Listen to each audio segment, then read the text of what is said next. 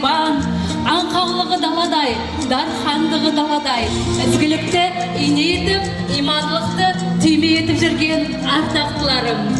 Жақсылықтың жарсындай, асықтың алшысындай, көңілдің мөлдір тамшысындай, асылдың сынықтары, алтынның ұрпақтары, той десе алып ұшып жүгіретін мәрт қазақтың ұрпақтары, бүгінгі дүбірлі тойға қош келдіңіздер.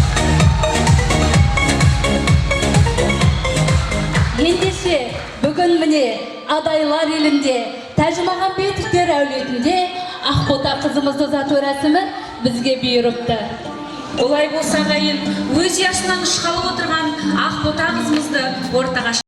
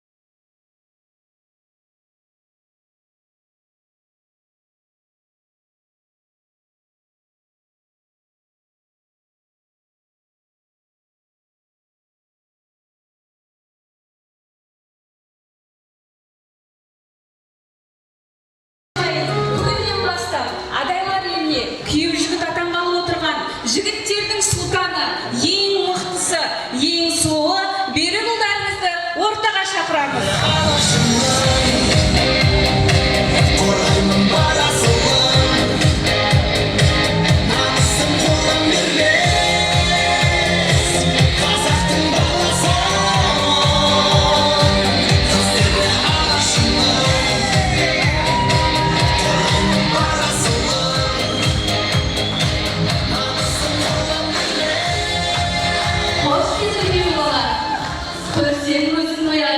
Жүрсең, жерді оятын асыл азамат екенсің.